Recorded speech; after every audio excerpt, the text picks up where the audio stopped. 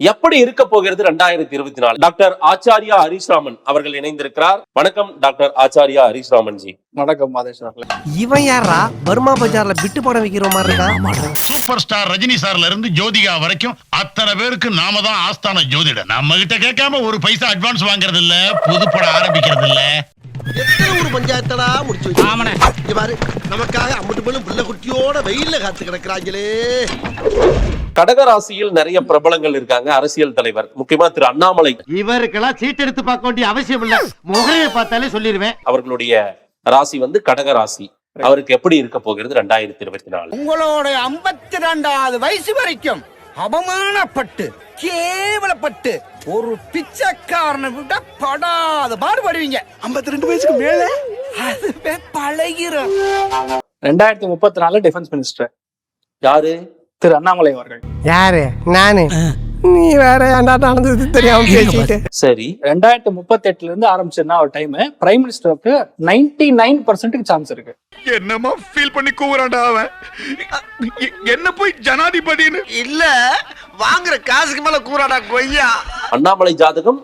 ஆமா, prime minister candidate இருக்கக்கூடிய ஜாதகம் அது. அந்த ரேஞ்சில நீங்க வருவீங்க.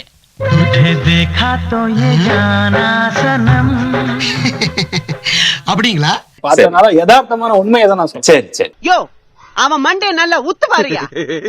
மோச படிக்கிற நாயம் மூஞ்சி பார்த்தா தெரியாது. அதாவது இது விபரீத ராஜயோக ஜாதகம். விபரீத ராஜயோகம்னா அது இந்த 10 ரூபா கொடுக்குமா 50 ரூபா கொடுக்குமா எல்லாம் கேட்க முடியாது.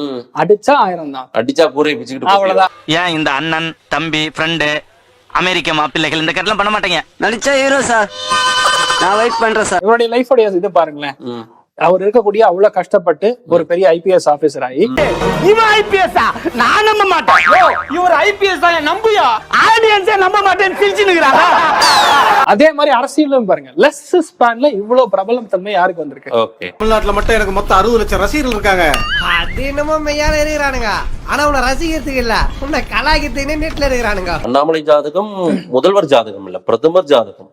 அந்த ஹிட் தான் இந்த ஜாதத்துக்கு ரொம்ப இதா இருக்கும். 54 வயசுல இவனுக்கு சுக்கிர தசை வருது. அந்த நேரத்துல இவன் நம்ம நாட்டுக்கு பிரதம மந்திரியா வர்றது கூட வாய்ப்பு இருக்கு. என் மூஞ்சியை பார்த்துட்டு போன என்னமோன்னு சொன்னீங்க. மூஞ்சி உலக அழகுகளை எல்லாம் ஒட்டு மொத்தமா சேர்த்த மாதிரி இருக்கு இந்த மூஞ்சி. முதன்னு வேலையை தொடங்குறவன் இந்த மூஞ்சிய பார்த்துட்டு போனா போதும். 2025 மினிஸ்டர் அவர். 2025 மினிஸ்டர் அவர். டேய், வண்டி ரொம்ப ஸ்பீடா ஓடுதுடா, நிப்பாட்டு. நீ சொல்ற பூரா நம்பி ஏமாறதுக்கு நான் ஒன்னும் சொங்கியும் கிடையாது, உன்னை மாதிரி மங்கியும் கிடையாது. அதாவது காவல் காக்கக்கூடிய தெய்வமா அவர் மாறுவாருங்க, அவ்வளவுதாங்க. டேய், குடுக்குற டயலாக் ஒட்டி பேசு, ஓவரா பேசாத. இதுல கிளியர் கட்டா சொல்லணும்னா நல்ல ஒரு ஆம்பிஷியஸ் லீடர். நம்ம பாக்குறதுலயே ஒரு பெரிய ஆம்பிஷியஸ் லீடர். இவன்லாம் ஒரு லீடர், இவனுக்கு 2 பால். நியாய தர்மம் எங்க இருக்கோ அங்கதான் இருப்பாரு.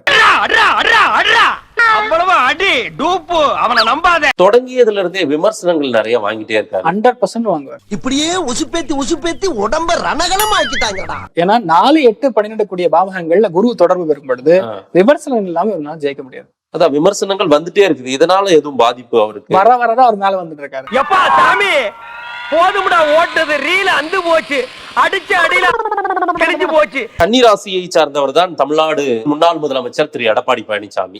அவருக்கு எப்படி இருக்க போகிறது? சாமி, மனசு ஒரே மீன் மார்க்கெட் மாதிரி கையாமையான்னு கத்துது. அத லைப்ரரி மாதிரி அமைதியாக ஒரு தாய்த்து தான் கொடுத்தாங்க.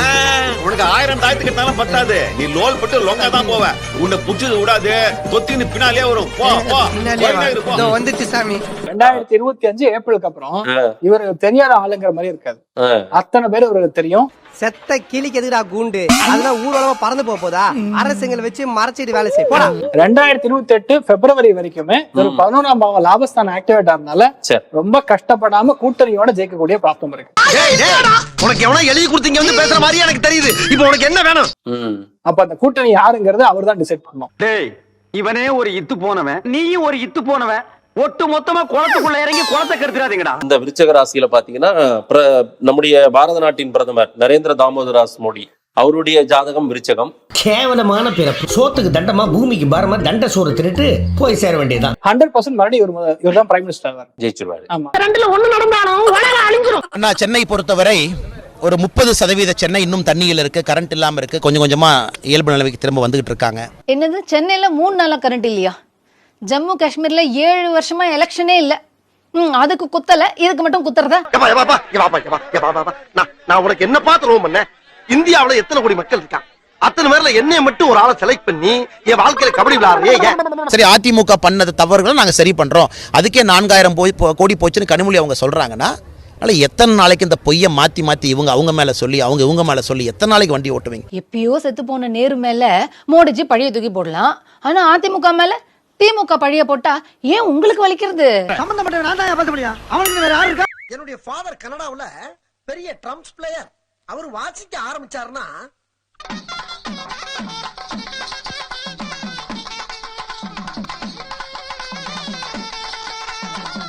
என் ஃபாதர் வாசிக்க, என் மம்மி ஆட, நானும் எங்க அண்ணன் உட்கார்ந்து வேடிக்கை பார்க்க ஒரே கூத்தா இருக்கும்.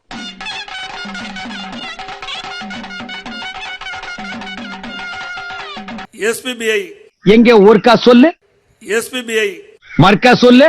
எஸ்பிபிஐ எஸ்டிபிஐ நாக்கு கூட திருத்த முடியாத தமிழ நாட்டை எப்படா திருத்துவா? இரடா கொடுமையா இருக்கு. இங்கே கூட பேசுகின்ற பொழுது சிஏ பற்றி பேசினார்கள். அப்பொழுது கூட போராட்டம் நடைபெற்றது. சிறுபான்மை மக்கள் போராட்டம் செய்தீர்கள், முழு பாதுகாப்பு கொடுத்தோம். யார் கேட்டாலும் எப்பொழுது வேண்டாலும் போராட்டத்திற்கு நாங்கள் அனுமதி கொடுத்தோம். கண்டிப்பா பிளாஷ்பேக் போட்டே தீரணும். நேத்திக்கு என்ன நடந்துச்சுன்னா, சென்னை வண்ணாரப்பேட்டையில் சிஏஏவுக்கு எதிரான போராட்டத்தில் போராட்டக்காரர்கள் மீது போலீசார் தடியடி நடத்தியதால் தள்ளுமுள்ளு ஏற்பட்டது.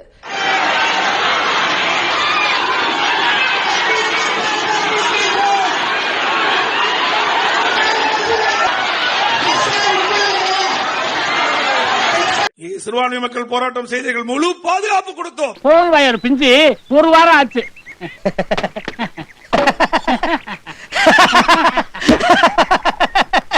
அரசியல்ல இதெல்லாம் சாதாரணமாப்பா.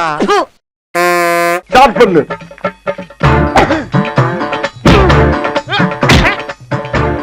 இங்கிட்டு வா.